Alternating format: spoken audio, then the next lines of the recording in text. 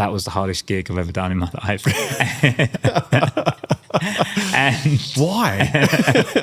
and obviously because they've got like the attention of a gnat. And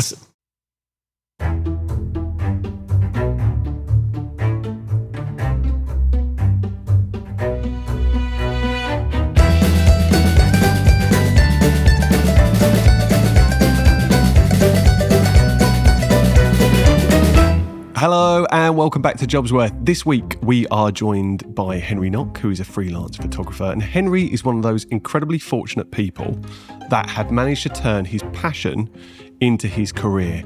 He spent a good chunk of his earlier career working in TV post-production, and towards the end of that time realised that really wasn't what he wanted to be doing with his life. So he picked up a camera. Well, he didn't. He actually picked up an iPhone and started to make a name for himself at the dawn of Instagram taking off, with his imagery of buildings and cityscapes in London. And it all just grew from there. So we talked to Henry about the signs and how he knew when it was time to shift. We talk about making a break with one career and starting off anew with another. We talk about how he wins work, how you build resilience when it comes to the gaps between jobs as a freelancer. And we talk about some of the more exciting projects that he's worked on over the course of what is now 11 years as a freelancer. So I really hope you enjoy the episode. As always, if you've got comments or feedback, please get involved and let us know what you think, and stay tuned for next week. Henry, we're going to start with the opening tradition on the podcast. Okay. When you were younger, what did you want to be when you grew up? it definitely changed a bit over the years, but I've been thinking about it, obviously, because I was aware that I was going to go. Thank you for giving it some thought. Yeah, appreciate it. And I remember being about 8 or 9 and saying to my mum I wanted to be a police officer. Okay.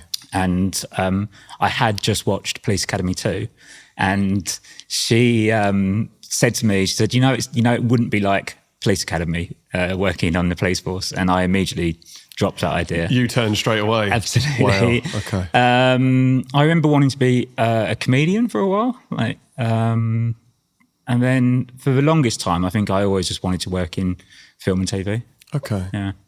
So where did the inspiration for that come from? I just love watching movies, and I've just always been obsessed by film, and I try and learn as much as I can about it. And in the age of DVDs, when you got all the DVD extras and stuff, I'd always be watching them and all the behind the scenes commentary and anything else like that. What happened to that? Because now with streaming services, you don't always get the bonus bits, do you? You don't. But I think there's stuff on YouTube. It's definitely not as prevalent as it was before, and I miss it as well. Because you can while away hours just watching the additional stuff. Yeah. I remember getting the extended editions of the Lord of the Rings trilogy, and the bonus features on that alone were double the length of the films themselves. Do you remember the first film you watched where you got that sense of I love this? Probably Back to the Future. Really? Yeah. Wow. Yeah. Okay. Which is still one of my number ones. What a movie. Yeah. That was on ITV2 the other day, and I sat down to watch 5 minutes, and I was like, an hour and a half in going, this is still... It's so good. Aged so well too. Yeah. I feel like this could turn into a movie podcast, which I've said to you is always a risk because you're a film buff, and I would like to think of myself as someone that knows about movies. But it's interesting to see where that kind of inciting incident happened where you started to think, I want to work in that world. Yeah. Where did you grow up, Henry? In Leigh. In Leigh, yeah. Okay. And when did you because you live in London now, when did that move happen? I moved to London in 2006. Okay. Yeah, so nearly 20 years. It's like, what's your history? Quick, where are your dates? Okay. Yeah. Nearly 20 years. All right. I have to say, you are the son of one of our previous guests, Peter, Mr. Peter Knock. And he had very kindly put us in touch with each other. It's clear to see that the eye for fashion doesn't fall far from the tree as well. So thank you for making an effort. But yeah, no, I think your dad's episode was so well received. Right. And when he'd mentioned us having this conversation, I'd already thought about reaching out to you, so it saved me a job of having to do a cold introduction. So I have to thank your dad the next time I see him anyway. Tell us about your route into actually getting to work in TV, because to go from that at quite a young age, do you remember how old you were when back, I don't want to date you too much, but do you remember how old you were? Wanting to, like, as early as I can remember, really, you know, like, I mean, at school, like, there wasn't I didn't feel like there was, I hated school. Right. Like, it just felt like at my school, you were either academic or you're good at sports, or you could just fuck off. You know, really? And they weren't. And you'd get one lesson of art per week, but I didn't even really apply myself to that. I just didn't. Nothing really stimulated me at school, and I mucked around a lot. So if we're saying academic, sports, I guess the other troop that you could have fit into is creative, so arty, or whether that's painting, drawing, drama. But you weren't in that clique. No, well, I was also aware when I got to secondary school that there was a good chance of me just being beaten up every day. So I was like, well, I need to muck around and hang out with the naughty kids, you know? Right. And then I think there's a certain level of expectation when you start mucking around and playing the fool, and the other kids expect it, you know. So I had a laugh, but I just wasn't interested in being at school, and I bunk off all the time. Really? And me and a friend of mine, when we played truant so regularly that if we were both off at the same time, our parents would get a call. And they'd be like, oh, Henry hasn't come into school today. And then I'd come back home and mum would be like, oh, how was school? Knowing full well I hadn't been there. And I'd be setting a trap. They're setting a trap up straight away. Exactly, yeah. The long and short of it was, though, is that I was completely unstimulated. And I joined the drama productions at the school because I just wanted to do something else, and I enjoyed doing that. But it kind of felt like there wasn't really anything for me, you know? So even leaving secondary school then, were you still quite directionless at that point? When did the opportunity or even the... So I left secondary school at 16 and the school said they didn't want me to stay for sixth form, but I applied for Southend Tech and I applied to do TV production, and you needed to have passes in English and also maths, and I didn't have maths, but my good subjects were art and both Englishes, and I had an F for maths, right? And which basic maths is fine, but I think I copied off a kid for 2 years. So when it came to GCSEs, I was just like, "What the fuck is this?" Yeah. And hot take, I think maths, there should be compulsory maths, which is basic maths, and then further maths, I think it should be an option, because I'm someone that's never going to need to know what Pythagoras is. Pythagoras was exactly the example that was stuck in my head. Or pi. I'd like both of these things. I don't think I've ever touched again. You had to do that now, and then I remember also my being in maths class and just saying things like, so why have we got to learn this? What's the point? We're never going to need this when we're older. And the teacher would say, because, Henry, you're not always going to have a calculator in your pocket when you're older. And little did they know. Yeah. Where was I? So we were talking about then leaving secondary school. That's right. Yeah. Can I say, what was the reaction of your parents at the time? And let's just pretend for a second that I haven't spoken to your dad or was taught by him at some point. But what were your mum and dad saying about that? Because you can go down a supportive route and kind of be accepting of the fact that, maybe the academic world isn't for Henry. Or I would imagine there's quite a lot of parents out there that would be like, come on, you need to be applying yourself a little better. What was their take on that? There was definitely an element of that. But the thing, because I remember I came back with my predicted grades and I got predicted an F for art. And I'm obviously the son of two artists. So they just completely hit the roof at that. Really? And I was able to turn that round to a B, which was, not amazing, but not bad. Which obviously made things, better. It's quite the clawback though, isn't it? Yeah. An F to a B. Yeah. But when I applied for Southend Tech, they had said that, you haven't got maths, but they asked me to sit a test. And it was basic maths, and I got 100%. So they were like, that's fine. You can... I don't know why you had to do that, because it was completely non-relevant to the course. But I did that test, and I was able to do that. And it was a BTEC for 2 years. Yeah. And I did it in TV production. And then that really cemented... I feel like, because I was thinking about it the other day, and I was thinking about, I was making videos and films regularly while I was at college. And had I been able to do that when I was at school, I think I would have been doing a lot more different stuff, wouldn't have been messing around so much. I would have found something I really loved doing. But the problem was in the 90s then, to buy a video recorder, or not video, but camera, it was like hundreds or thousands of pounds, whereas I'm envious of kids today because their parents can just go, here's an old iPhone, and they can create something with it. Yeah, the barrier to entry back then to get your hands on that tech would have been a hell of a lot higher. Absolutely. And we've spoken to a lot of people that say, I wish my experience at school was different and that I was actually doing subjects that I was engaged by. I think Tom, when I was speaking to him during our catch-up episode, he said exactly the same thing.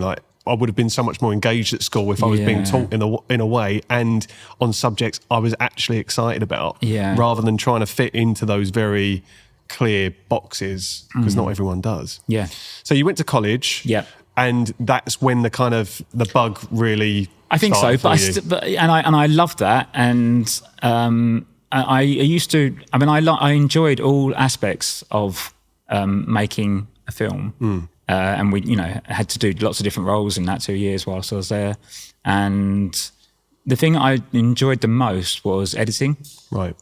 And so when I left, I was thinking, I think being an editor, that would be a good job to do.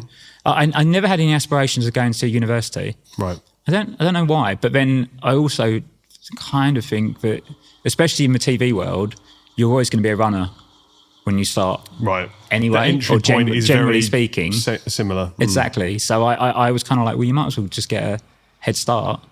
But then when I left college at 18, I still wasn't super sure on what I wanted to do. And Dad had mentioned he'd seen a poster up in, as you know, he's a lecturer, and there was a poster for Camp America. I remember Camp America so well. I never did it, but I really remember a lot of friends going on that as well. Yeah, and he said to me, he was like, you've always wanted to go to America. Would you maybe think about doing this? And I was like, oh, yeah, that'd be pretty good. And so I went for an interview for Camp America, and they said, oh, what are you interested in teaching the kids? And I said, well, I've been studying video production. I'd like to do that. And they kind of went, don't you want to do sports? And I went, no. And they were just like, look, we're going to be straight with you. There's a really small chance of you being able to get into an arts camp, because there's probably 10 across America, where there's hundreds of sports camps. And they said, don't you want to teach football? And I said, I'm no good at football. So that was never an option. But they said, have you thought about being support staff?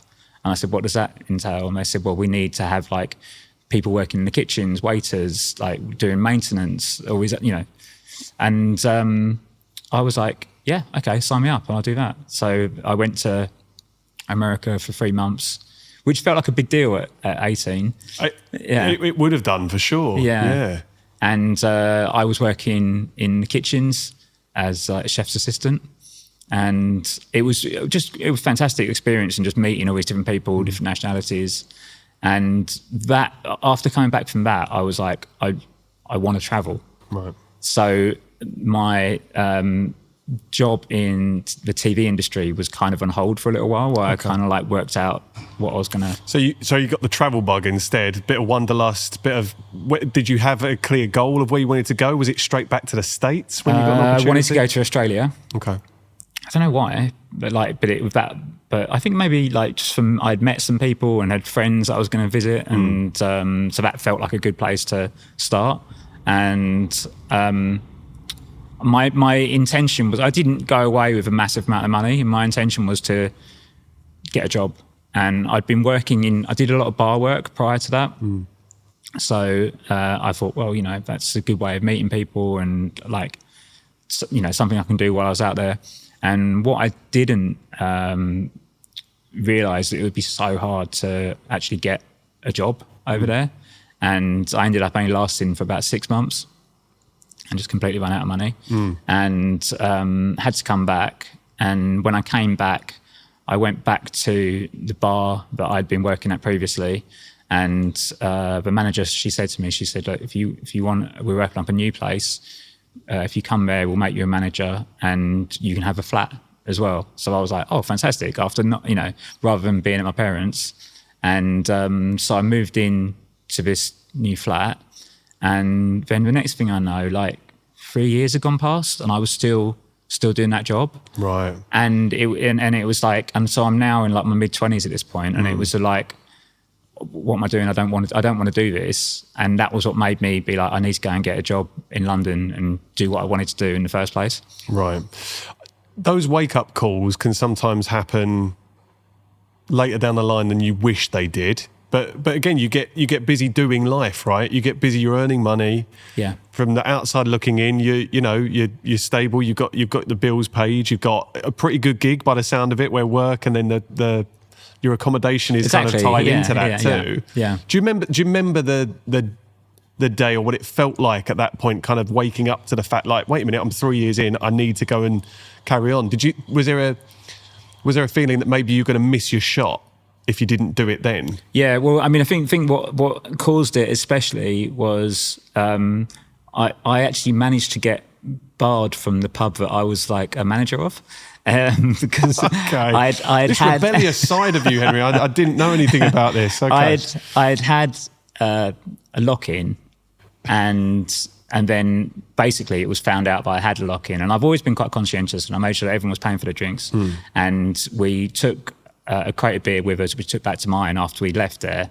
And so then the next day I went and bought a case of beer just to replace what we had taken. Like for like. Yep. Exactly that.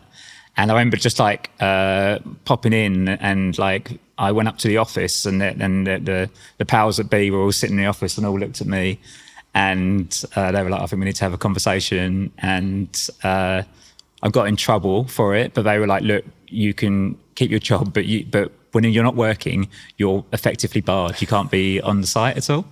Okay. And I remember that after 6 months, or however long the bar was, but I was making sure that everything I was doing was just spot on and just working really well. And I wasn't getting paid much at this point, really, and I was probably doing 50 hours a week with 1 day off.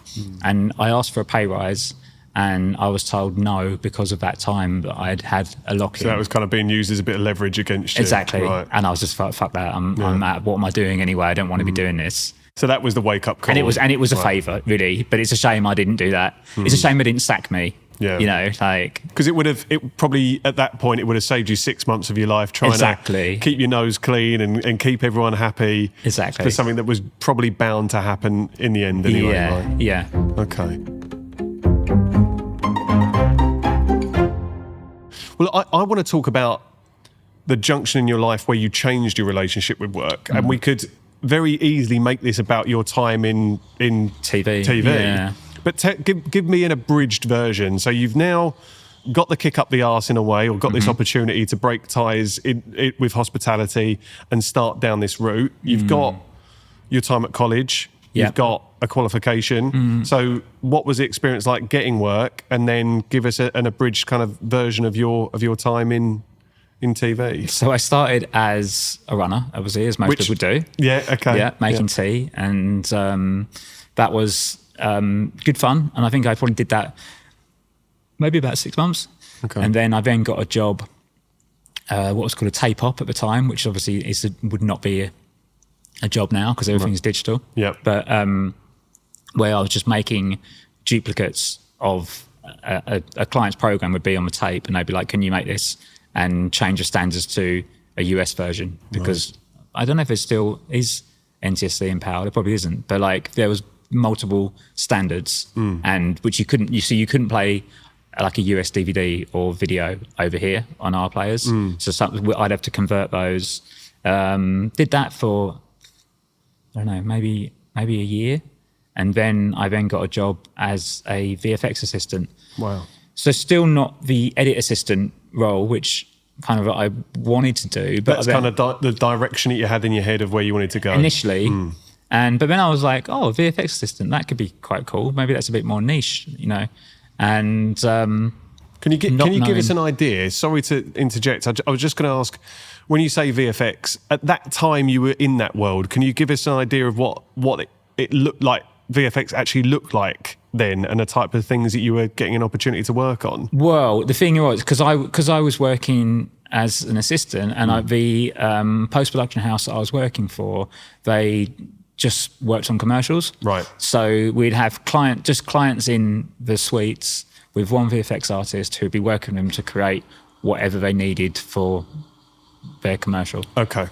So it's lots of very, very varied what was being created.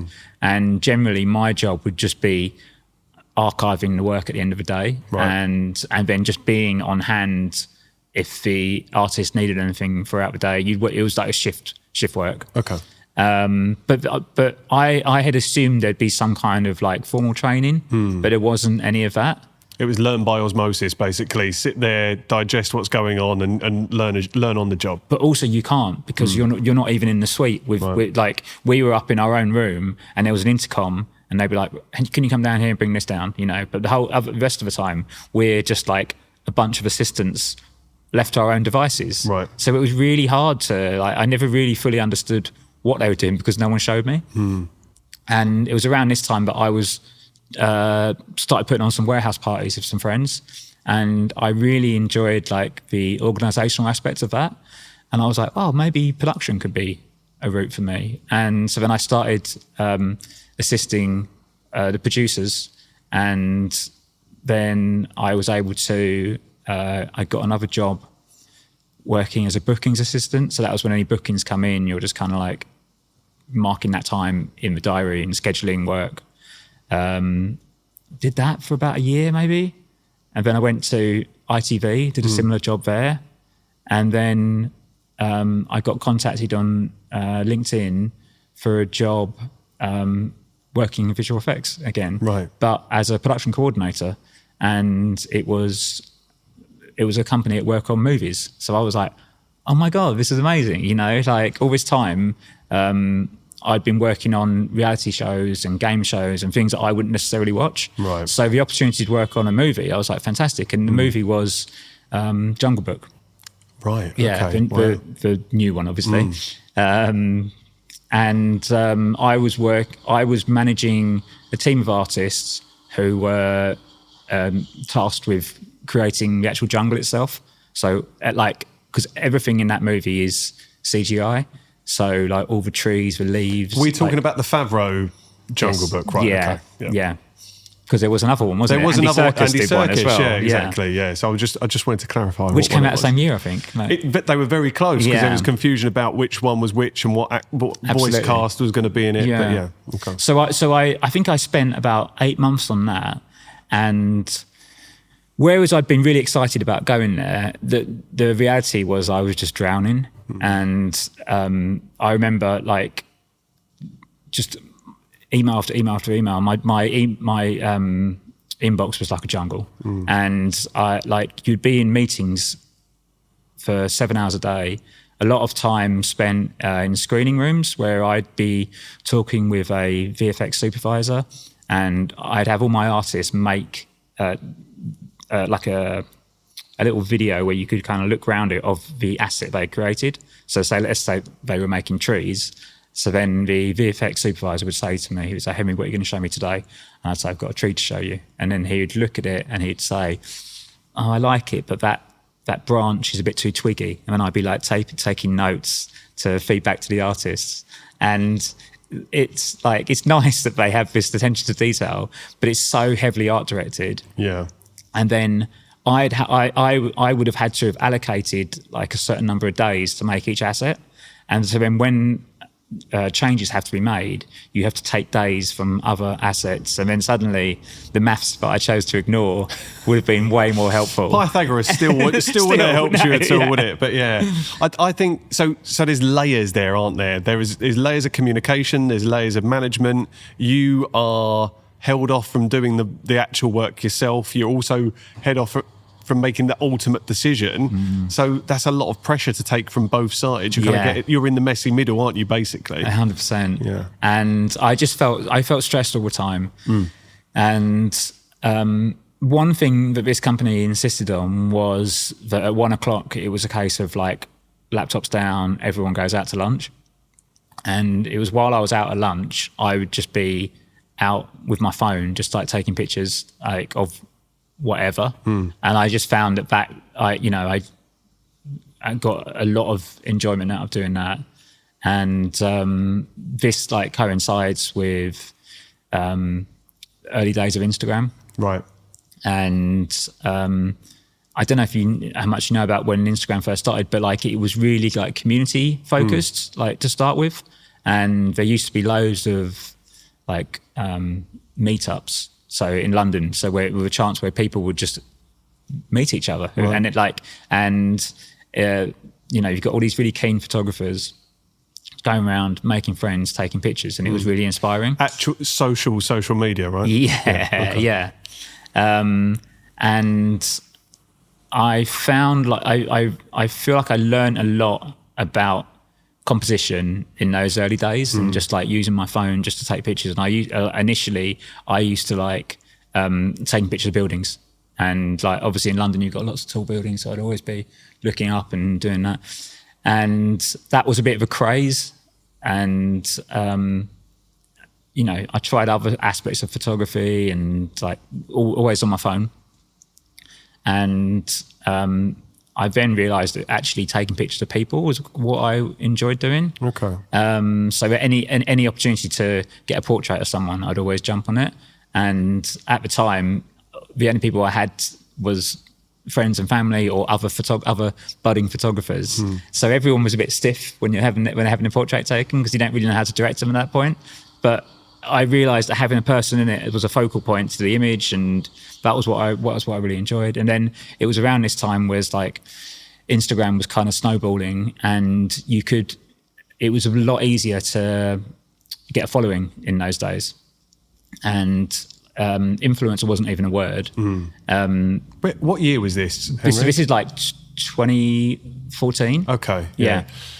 Because I'm trying to think, I should know because I've researched it a little while back for one of our guests, Lucy. Was it 2011, 2010, 2011, I think, when Instagram really started to come out and blew up after that? Yeah, so I'd been using it all that time. And then I think 2014 was really like the peak of when things were kind of happening, right. Like I'd got a decent enough following now that I've suddenly got PR companies like reaching out and being like, oh, we'd like to work with you. And obviously I'm still working full time at this point, and I'd been invited to this meeting, and I'm sitting around the table with these PR people, and I can't remember what the brand was. It was like some like European coffee company, and they were like, we just want you to do what you do. And I said to them, I said, do you know I just take pictures on an iPhone, right? And they were like, yeah, that's fine. We just want you to do your thing. And I left there, and they called me up and they went, oh, we haven't discussed rates. How much would you charge us for this? And obviously I'd never priced my photography before. And I was on the phone and I just went, $2,000?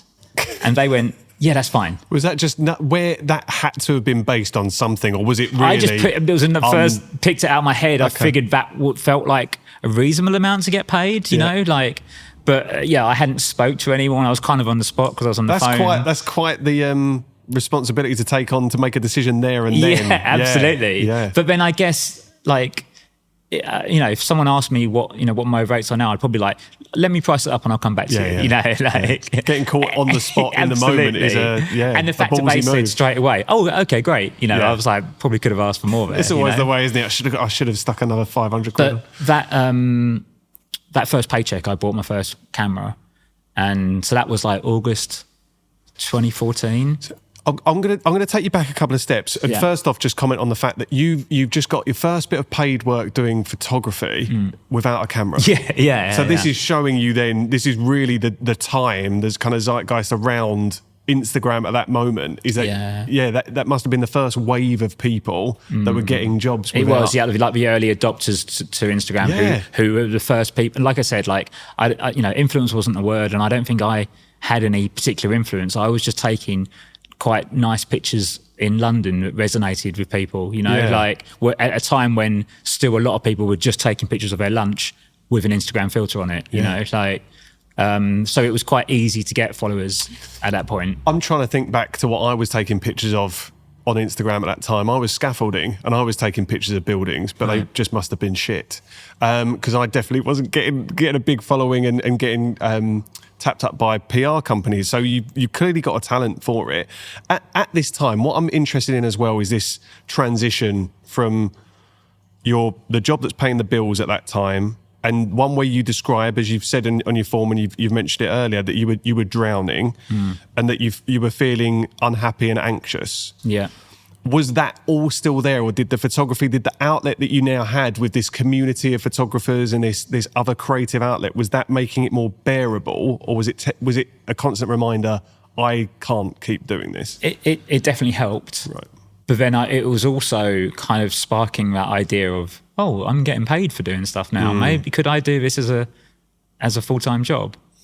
And it was when I was out at one of these meetups, I met a friend who's now one of my best friends, and we got on straight away, and we would regularly meet up like after work. He was working as a menswear buyer and hated his job. And obviously I hated my job, and we'd meet and just go for beers and just complain about what we were doing. And Dean, his name is Dean Martindale, was a very talented photographer. Right. He said to me, why don't we just quit and see if we can do this? And it was just like the final push that I needed. But also the idea of, and that next morning we both handed in our notice, and it was to be able to do it with a friend felt less scary. We were going out on our own, but to have someone that you could chat to about what you're experiencing, and which I have done for the last 10 years, was so helpful. And just that bit less scary. How many beers had you had?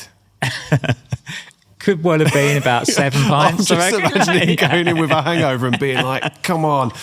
How did it feel? Was it liberating when 100%. You handed your notice in? And then it was another, like, I thought, well, maybe, like, because I spoke to my boss and I said, look, this is what I'm doing. I'm going to be a photographer. And which was ridiculous, really, because I knew nothing about lighting and I've had to learn on the job. And you had a camera at this point? I had a camera at this point. Okay, yeah. Right.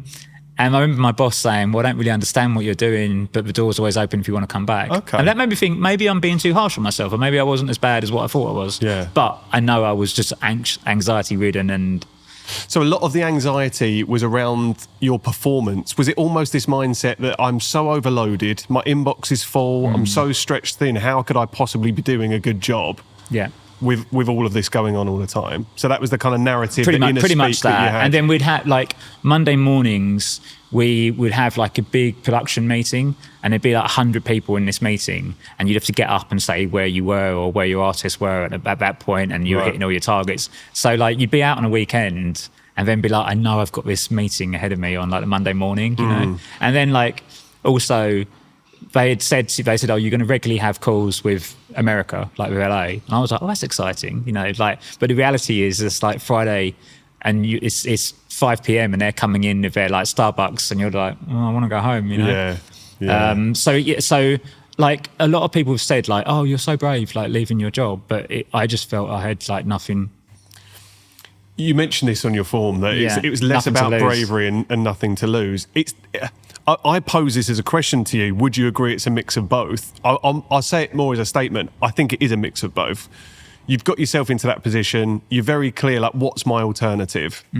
But it's still incredibly brave to hand your notice in and walk away from, however much you're not enjoying it, however much you're not engaged by it, it's still money. It allows you to pay for the responsibilities that you've got and pay your bills and do all these things.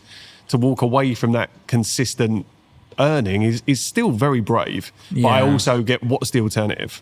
carrying on in a job where I'm miserable. Exactly. Yeah. Okay. And I mean, I would never recommend to anyone how I left my job, because I didn't have any savings, and I was just like, right, I'm a photographer now, and I've also only got 1 month's wage to kind of fall back on. Right. Like, I think if anyone was thinking about quitting their job, like, save up at least 3 months, like, because it's hard. Yeah. So you've handed your notice in, you've quit your job, you've served your notice, and now you wake up day one, and have you got clients? No. Well, I remember the first day, my now brother-in-law, who's a designer, right. he had put me in touch with someone, and I was shooting a gig for Converse. And I was like, well, that's quite a good first day. Yeah, wow. But that was just one job, and it wasn't like I was just had loads following. And I remember thinking, oh, this is not ideal, and I went and I got a bar job, which I did for about 6 months, just in that initial early days, just so I had something additional coming in. But you were very clear at that time, this is keeping the bills paid, keeping some money coming in while I get that consistency of work, or the pipeline exactly, starts to build. just something part-time, just so there was like just some additional funds just coming in, like in between jobs. How did that feel at the time, or how was that perceived? Because you've made the break, and because I think some people can be too proud to do that. They feel like, right, now my label is photographer, or now my label is whatever you've chosen to go out and do. And they may feel that trying to take in on some part-time work, look, it's the reality. You need some money coming in. You've got that experience. It's a great tool to be able to fall back on. But how are you feeling about having to do that early doors? I don't know. I think it was just it was a necessity. Yeah. Okay. Yeah, no, I just think it's an interesting take, and I think the more people that talk about the fact, Well, do you know what though? Because it's funny, because it was like working in a bar in London in a cool area, like in Hackney, for instance, is very, very different to working in a bar 20 years ago in Leigh-on-Sea. Right. In terms of like who I'm meeting and stuff. Yeah. And it was because of working in that job that actually I met a guy who's a director, and he put me forward for one of my biggest jobs at the time, right. which was shooting Anthony Joshua. And I only would have got that had I, from doing that 6 months of work in that bar. Yeah. And I was probably paid more for that shoot than I was in 6 months of working the bar job, but I wouldn't have got it otherwise. So then it's like, oh wow. So it's a networking opportunity in so many ways, isn't it? Exactly. Because you can meet interesting people. Like, if you're in an interesting area, there's always going to be interesting people who are coming in for drinks. Yeah. Like you say, a little different. Where you're based matters, doesn't it? The context of where you are matters in the moment. But that's great. Yeah, I think it's important though to hear, or for people to hear, that just because you are now calling yourself freelance whatever or self-employed whatever, there's still the reality of paying your bills and getting 100%. Things done. And if you want to carry on, sometimes you've got to supplement your income. I speak with a lot of people that are freelance. A lot of tattooist friends of mine also have to, especially the way the industry's been for the last couple of years for them, have to supplement their income by doing other things. And I think the more people are honest about that and just have that conversation, I think it's really important, especially in the early days when you're starting out. This is the life you want to build for yourself. Well, you're going to have to make a bit of a sacrifice, and it can lead to the incredible example you just gave as an opportunity there, absolutely. Which is great. In the early days, was there regret about the decision you made? Or Never. Did that feeling of being liberated, the feeling of freedom that came from working for yourself kind of stay? Never any regret. Yeah. And like, I think I've always earned over the years at least as good as what I was in my full-time job, but doing a fractional amount of hours, so I was like, this is a no-brainer really. Yeah. And did that happen quite early on? From the first year I was already, Yeah, that's great. Yeah. Hard to answer this question, because again, I'm thinking everyone's experience are different. Some people will not be in that position, but their resilience is tested a little bit further because they might have left that job gone into something where, they love doing it, the engagement's there, the passion's there, but maybe the money's not quite there early days. Do you think if maybe that had been more your journey, that you would have carried on? And I'm talking about you're paying the bills, but maybe you're not living the lifestyle that you were beforehand. Yeah, possibly. It's hard. I mean, because I think like with me, there was a bit of like right place, right time. And, I've mentioned about having like a decent enough following on Instagram for brands to want to work with you. But that would put me in like a influencer kind of category, which I never wanted to be. Right. But I utilized that as like a backdoor into the industry because I never assisted or anything. And when jobs were coming up, Adidas was like a really early client. And I said like, what I really want to do is just shoot content for you rather than be on my feed. Right. And I think that would be a lot harder to do now, you know, like to get in that way, because obviously because of algorithms and everyone's assessed and there's an influencer for every type of... People are tapping into other people's feeds now, right? But to be judged on the quality of your content to go on your client's feed, that's an amazing feeling, I guess. There's a lot of validation in that. Yeah. And did you find that the more jobs you did, are you someone that craves validation? Were you doing it for yourself? I think all creatives are. I mean, I definitely love a bit of validation. I think I find it very hard to keep going if I'm not necessarily getting that feedback. 100%. I think if I spoke to my brother, or my brother had, like, he was pretty transparent about the need for validation, although outwardly I don't think he needs it. Right. But again, as a very creative person.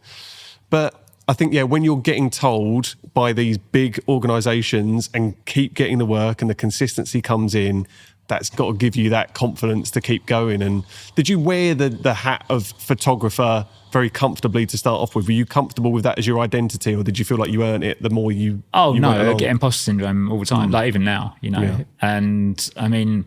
How many years in are we now? It'll be 11 years in January, yeah. Yeah. Because I'm really conscious all the time of never having any formal training. And like I was talking to Mum and Dad just the other day, actually, because I'm in an exhibition at the moment with my dad, and lots of other artists, which is at the Beecroft. And I have a hard time calling myself an artist because I think, well, I'm just a photographer, and a lot of work I'm doing will have an art director. So it's not necessarily my concept, you know, but the work that I've got in this exhibition is completely mine and it's my idea. But I struggle to be like, oh, I'm an artist, because I just don't feel like it, even though I might be, you know. Is it something you'd like to be? Yeah, I think so. Yeah. But but it's just, I find it hard putting out, I'm definitely a photographer, but sometimes I find it hard to put that label on it. But then obviously art is so many different forms anyway. Yeah. But it's ridiculous for me to feel like that. But that's imposter syndrome at its finest. Exactly, right? Yeah. But is there a difference? Is a bit of a through line for a lot of conversations, again, that I have with creatives, from creating art for art's sake, which is for your own joy, and then for doing client-led work, which sometimes when you're on a shoot, if you're doing commercials, which you do a lot of, again, you've got the concept. You've got parameters to work within, but at the end of the day, you've still kind of got a brief. And I feel like maybe artists struggle, or creatives struggle because you haven't got that freedom of expression. It was, again, talking to your dad, illustrator, when he was doing jobs where he was given a brief, and then to be able to create art for himself. Yeah. I think that's when you really get, whether you become comfortable with it or not, but that's when you kind of have that label thrust upon you, whether you like it or not. Yeah, yeah. Because I can sit here and say, of course you're an artist with everything you do. That creativity and the talent that you've got is incredible. But yeah, it's when you're unleashed to go, no, I'm going to do it for the pure hell of it. Yeah. Like, that's amazing that you've done that. Do you get a lot from that? 100%. Yeah. And do you get a lot from having done that and being in an exhibition at the moment with your dad? Oh yeah, it's really nice. And I had to do a talk on Sunday. Yeah. And I hadn't prepared anything, so I just kind of felt like I was rambling. But I had a few people come up to me and say, "Oh, that's really nice. I really enjoyed hearing that." And I was like, "Oh, that's really like validation." Nice. Yeah. But it's exactly. It's nice that something you're articulating is landing and resonating with people. That's the hope, isn't it? Whenever you're given free form to just go off and have a ramble. Yeah. Which I think a lot of people, when they come on the podcast, feel like they're doing when they're answering questions, but I think to be able to articulate something that you're clearly passionate about, there's little, you go around the houses because it matters, and you go off on these little junctions because they matter and they play a big part of the story, and people buy into that. If it lands, then fantastic. How did you deal with the inconsistency of work? Because you can say over the course of a year, I was earning more or earning the same as I was in my previous job, but that's zooming out and looking at 12 months. There has to be times between jobs where, again, imposter syndrome might kick in, this feeling of when the hell is the next one coming? How did you deal with that? I guess a layer of resilience has to build up. Yeah, it's very tough. I mean, because I also find that my other half, she works a 9 to 5. Right. So if I'm not on a shoot, I'm just at home with the dog. And I find if I'm in a quiet period of work, it's hard dealing with like just the voices in your own head, like if you're hammering out emails, sending my portfolio out. And I know that the real reason I'm not really hearing back from someone is because they're busy. But then you've just got the other side that's saying, it's because you're shit. It's because you're shit. They don't want to work with you. Yeah. And like in those quiet periods, it's really hard to block out.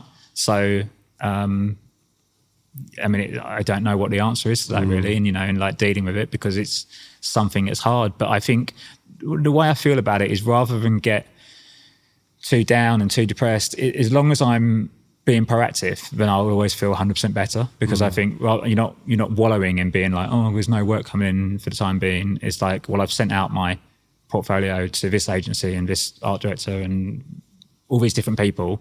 So at least I'm, It's so easy to wallow. I'm going through a period of wallowing in my business at the moment, right? Yeah. We've gone through an incredibly busy quarter, and now we're into quarter 4 and things are quietening down a little bit. And I will always wallow a little bit when it starts to drop off. Yeah. And then for some reason, something will give me a kick up the arse, usually my other half or whatever in a narrative I've got going on, to then start being proactive again. As long as you've got momentum, as long as you're putting something out into the world, you tend to find that wallowing, you have a word with yourself. And I you think go, so, okay, definitely.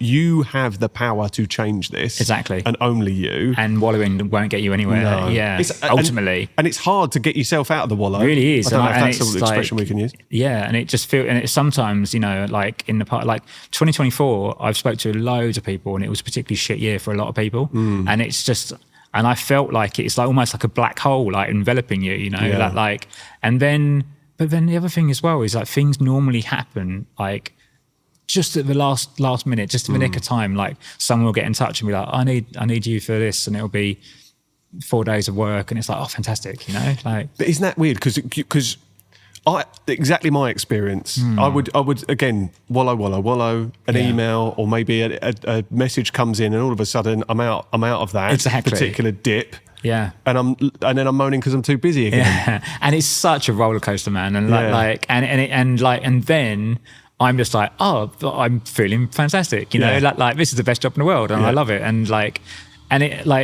nothing will ever prepare you for that peaks and troughs and that roller coaster. Even if you've experienced it 10, 15, 20 times, it still hits just as hard. Exactly. Yeah. Yeah, I think mine is annual. I think basically I celebrate the anniversary of my business every September, and it tends to be just on the back of August. Funny enough, September comes after August. That's not the point I was trying to make, but August in my market, my industry, is the quietest time. So every year I come up to the anniversary of my business on the back of the quietest time there's been, and it's always the time where I go, this is it. This is the gig is up. I have been bluffing my way through this every year so far. Yeah. And it's the same, and I know it's coming. And I try during the early summer months to go, right, John, you're going to have a quiet August. Let's just get ready for it. Doesn't matter. Every single year, the minute it starts to go quiet. And I think, again, that's probably something that not a lot of people talk about when they're running their own thing, or not a lot of people see. They'll see, okay, well, you get to be your own boss. You work in your own hours. You've got the balance that you want, if you're lucky enough. But actually, there is always the fear that work's going to dry up. And there's always, when work is busy, when's the next thing coming? Yeah. It's a real difficult line to get right. Definitely. Yeah. Okay. I feel stupid now for saying that September comes after August, but I have to make that point. So there might be some people listening that don't know. What's the hardest gig you've ever had to work on? Oh, that's a hard one. I did a shoot this summer actually for a children's scooter brand. Okay. And they didn't ask you to get on one. They didn't ask me. Actually, I did actually like just to test how robust it was. Well, just because we were shooting in like a skate park in Watford, and like the toilets were quite far away, so it was just quite handy just to scoot down. And but yeah, this shoot, we started with it was we had that heat wave in July, and they had cancelled the first shoot because it was too hot, and obviously like working with children, don't want it to be like super hot conditions. But because we were working with children of all different ages, and they'd have them on for like an hour, and then another group would come in and we'd shoot that other group. And we shot the really young kids to start with, who were like 3 and 4 year olds. That was the hardest gig I've ever done in my life. And why? And obviously because they've got like the attention of a gnat, and they weren't actual, they're not trained. They weren't models, they were just normal kids. And I was having to get a picture of them, and I'd say, right, big smile, and they'd smile and go, and the shoulders would go up, and then you'd be like, no, just put your shoulders down. And then I'd be lying on like the tarmac trying to get these like low angle shots, and your elbows like sizzling under the heat. It was incredibly stressful. So the adage that you shouldn't work with children or animals, would you say that's fairly animals fine, fairly accurate? Animals are fine. Give me a lion, don't care. But I was happy to do the shoot though, because I put a post up actually on LinkedIn recently and on Instagram. But I'd had a commercial come up, and it was for I can't remember. It was like a candle, Yankee candles. Okay. And they put me forward, but I didn't get it because there wasn't enough pictures of kids on my portfolio. Right. And it was really frustrating because it's one of those ones, I know I could have done that. And I was like, I need to have more, just when someone gets in touch, have you done this before? Yes, I have. Yeah, you've got to have the examples exactly, there. Exactly, yeah. I mean, that's another thing that's quite frustrating sometimes with clients. A friend of mine said to me, you could have a really good picture of an orange on your website, and the client would be like, I just want a picture of an apple, and you haven't shot that, So to then said to as hard as that shoot was, it was great to get some shots from it, which I'm happy with, and I can now utilise on my portfolio in future. Yeah, nice. Yeah. And is that when we talk about a hard gig or a hard shoot, is it more about the conditions and the people that you have to photograph? Are they the kind of, I guess they're the variables, right? They're 100%. They're going to be the things that make it harder or not. Yeah. I mean, that's the thing. Sometimes talent and how they're going to be with you. Yeah. I feel like I've been quite lucky, and I think generally people are nice, but sometimes, you might be working with someone and they don't want to be there. Which obviously just makes your job a bit harder. I mean, incredibly hard, right? I can't imagine you're trying to catch the essence of someone through a lens, and you can just tell they're giving off fuck off vibes. Yeah. Or at least not, maybe that's not in a personal way, but they just don't want to be on the receiving end of a lens. Have you ever had to photograph someone, because again, you've mentioned Anthony Joshua, but have you ever photographed someone where maybe that kind of sense of who you were photographing affected you, not in a negative way, but you were just aware of this responsibility to catch someone? I'm sure you have it in all your jobs, regardless of who it is, but have you ever been in that situation where you were just hyper aware of who you were taking a photo of, and there was additional pressure? Yeah, I mean, Gillian Anderson was a big one, because I was a big X-Files fan as a kid. Yeah. That used to terrify the life out of me, can I just say? Really scary. Anyway, that's another podcast. But I definitely felt pressure, but then I think when I'm just in the moment, it doesn't really matter. And then also I don't know, people are just people, really, and I think as long as you're not being a dick to them, then hopefully they're not going to be to you. Yeah. Which is not always going to be the case. But I think when we met at the Hatch prior to recording this, we were talking about how part of the skill set that photographers have is this ability to build rapport with someone and put someone at ease or make someone comfortable quite early on. And you were talking about some of the big corporate clients you've worked with, and I think there was a gig where you were working with some C-suite people, and it's just realising that they are all human beings. Yeah, totally. Yeah. And I do a better job of that sometimes than not. But I think once you kind of strip it all back, you are just sitting in front of another human, having a conversation in this case, but then taking that photo. But it is a huge, I think, undervalued skill set of photographer, of how easy it is to be in the presence of someone that's taking your photo. Because what a vulnerable position to be sat or stood or whatever you're doing in the other side of a lens. To have portraits especially, I think, is a lot of... Yeah, totally. But then people warm up quite quickly as well, you know, once you've made them feel comfortable. To you. Yeah. But maybe not everyone has that as a skill. Yeah. Do you have to try and do that, or is it just something that you give off to? I mean, it totally depends who you photograph and how. I mean, most talent are all kind of quite well media trained, so it makes it a lot easier. Obviously, models is incredibly easy because they know how to.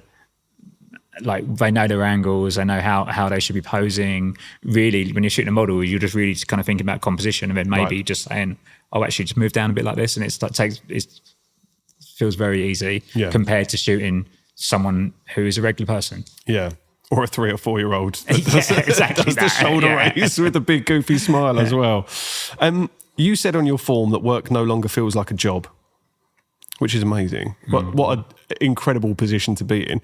What does it give you now that your old career didn't?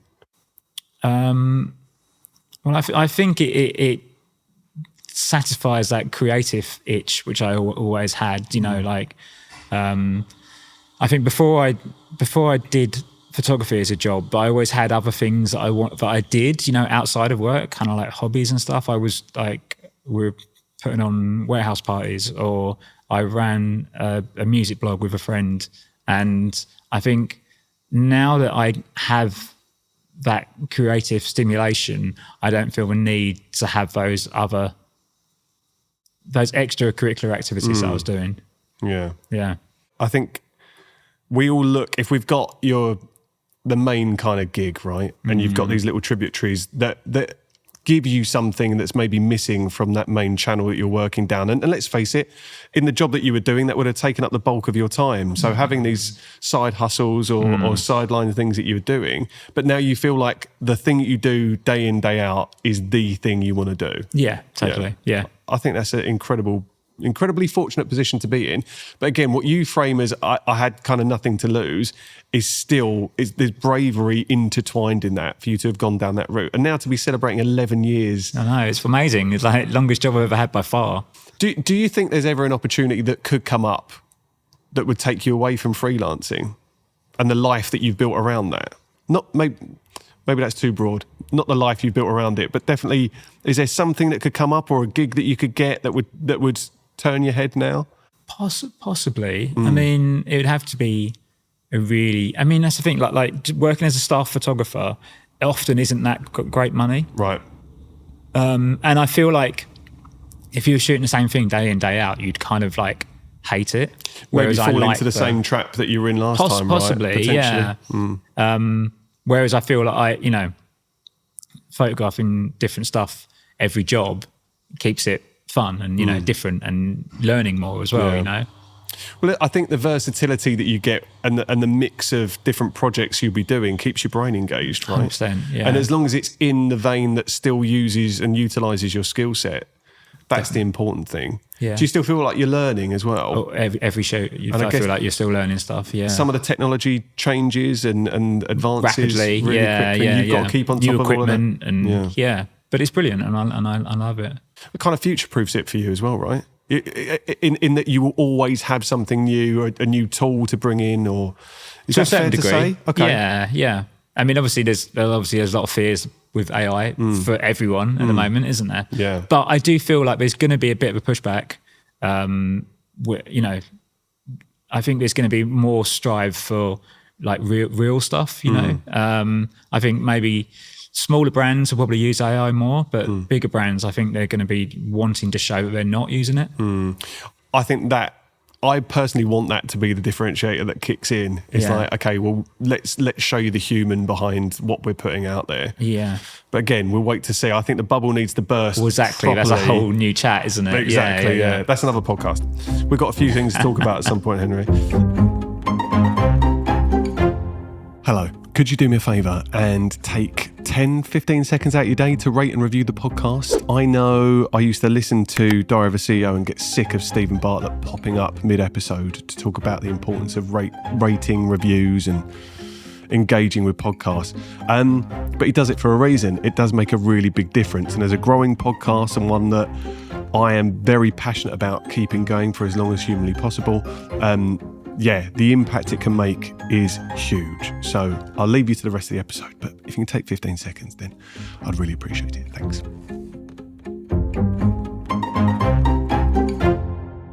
How has changing your relationship with work changed your life outside of it?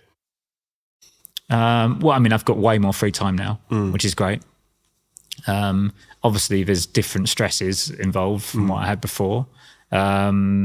I know that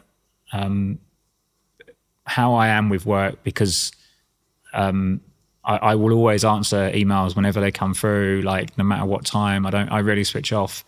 I know that's not very fair on my partner, but I just have that anxiety that, well, what if I don't? Maybe they're going to go and work with someone else, you know. So that makes things harder, you know.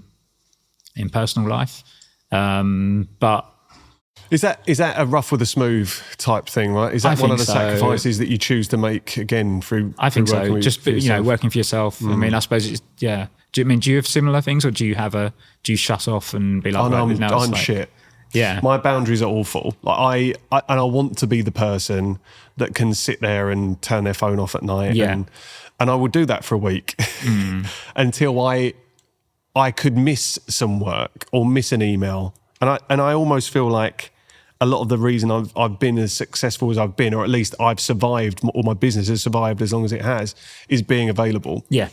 And being the person that replies to an email at 11 o'clock at night, or is up at 5. And while I'm sat with my son that is borderline nocturnal, I'm replying to emails and messages from clients. And it's not the case. I could leave those emails to respond to within core hours, but I've built it up in my head that I need to be online. Same. Always, for fear of losing it. Yeah. And it's difficult because again, we talk about partners. My other half right now, that's about to change, doesn't work for herself. And I it might be unfair to say, I think people that don't work for themselves kind of struggle sometimes with those boundaries, or 100%. The lack of boundaries that people that do work for themselves have or don't have. But again, we always try and get better. It's just how much you want to try and beat yourself up about it as well. Exactly. There's enough things to kind of self-flagellate yourself over in life at the moment. And I think maybe that's the lesser of any of the evils you can have. That you're replying to emails for work. Yeah. But again, that's how I justify it. Is there a project that you'd love to shoot or work that you'd like to get involved in? Because I think you said you're doing a lot of commercial shoots at the moment. You're a huge movie fan. Yeah. We touched upon it earlier. Through our conversations, I know this to be true. Would you like to start doing more movie I'd love to. Yeah, I'd love to do more stuff on the set of like either TV shows or movies. Yeah. It's very, very, very competitive. I've had some good meetings with studios and streamers, but they've said, you're on our list, and I'm like, how far down on that list am I? But it's an opportunity I jump at, because going back to what we were saying about watching the DVD extras, for me that's like a front row seat to seeing that happen. So I'm just like, this is amazing. And we touched upon this when we met, because I said about my dad working behind the scenes in movies with lighting rigs. And fortunately for him, I don't think he really cares. He could be on any set of any movie and see any actor and really not give a shit. For me, it's like a playground. I would just, or like a kid in a sweet shop, it would just be incredible. But do you fear that getting that close to how things are done takes a bit of the magic away? Or are you someone whose brain you can kind of appreciate it but then take a step away from it? Yes and no. Like it definitely, like obviously I love it, but then when you're watching the final product, there's that element of continually being like, oh, where was I when that shot, and and it does that 100% takes you out of it. Yeah. So it would be interesting if the opportunity came up on a film that I would love to see as well, working on it, and how that would affect me when you're watching it in the cinema, Because I can't imagine there's not just even a little layer of that kind of gloss that you've got when you go into a movie for the first time, and there has to be part of your head that goes, I was stood there, or maybe I could have taken a shot from that perspective or that angle. You get into that kind of critical headspace. Yeah. And I know Tom, who's off camera now, would do this in editing the show. Like maybe if he'd just watch this as a viewer, it's very different to when you've been sat in a room and you've been charged with the lighting and you've been charged with the camera position. There's definitely an element of that. And as such a big movie fan, I want the magic to stay for you, and at the same time I would love to see the work that you could do if you were on movie sets and everything. Is there anyone in particular, a person, you said that you developed this love for taking portraits, is there any particular person that you would like to photograph? It doesn't have to be a famous person. It could just be, anyone. This is something I'm just thinking off the top of my head. Seth Rogen. Okay. Yeah. Just because I've been particularly enjoying The Studio. Have you watched any of that? Studio's amazing. Yeah. Incredible. Yeah. What an interesting guy. And he just seems like such a nice bloke. Yeah. And I feel like I'd get on with him. And hard to listen to on podcasts because his voice is obviously he smokes quite a lot. Yeah. But he's got one of the the graveliest voices, really, and his laugh is just amazing. Yeah. But I can see that. Okay. Yeah. Well, we can tag him in the podcast. We'll see what happens. And he sells ceramics, right? He does a lot of homeware stuff now. So look, there's through lines. You could just mix it all up together. Henry, do you want to play a game? Sure. Awesome. Okay. Right, we're going to pause there, and I'm going to go get my laptop.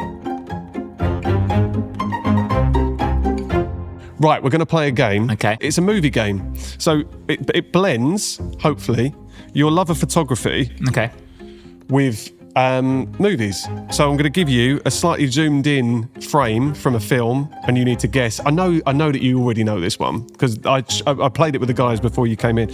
But we're going to give you a frame from a film, zoomed in, and then we're going to show you the image. Now, it starts easy, and some of them, Rob said, and Tom, they get a little bit harder as they go. Okay. Are you ready to play? I'm ready to play. Right. So image one, and for anyone listening, I am going to describe it in a really awful way. It's a corridor with like a 70s, 80s style carpet and something with a wheel on in the corner. Do you want to tell us what film it's from? It's The Shining. It's from The Shining. Well done. We're going in gently with this one, and I think that was pretty easy. You two got that, didn't you? Yeah. Okay. So next one. Right. We are seeing an arm with some gold jewelry. You know this one as well, don't you? Okay. Go for it. It's Pulp Fiction. It's Pulp Fiction. Okay. I feel like now I should have really tested you a little bit more, Henry. I didn't realise that you were going to get there so quick. So just it's Tim Roth. It is Tim and Roth. Samuel L. Jackson. Yeah. Okay. Next one. This is Matrix. It's The Matrix. All right, I can tell you're competitive as well. So this, just for anyone listening, these are the floating bullets from The Matrix with Neo stopping them with his hand.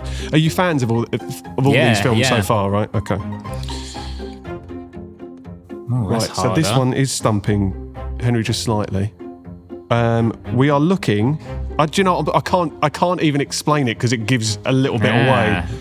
A very zoomed in shot for anyone that's listening. I'm glad we tested you with one of them. That's tough. I don't know what it is. Not at all. Go on, have a guess. I'm trying to think. If I told you this is the rim of some glasses. Yeah, I can see that. You picked that up already. Okay, that doesn't help. This is the sea. Very famous film. Oh, it's Jaws. Oh, why did I give so much away? It is Jaws. Well done. Brilliant. Okay. There's people screaming down there watching this on YouTube right now, and they must have known it. Okay. We're looking at I'd say a number of Inception. buildings. It is Inception, Henry. Christ, it's so quick. So there's the folding city scene in Inception. What a movie that was. Still don't understand the ending, and I think that was really, he did that on purpose, so hopefully it's not just me. We're looking at someone with a carnation in a tuxedo. Godfather? It's The Godfather.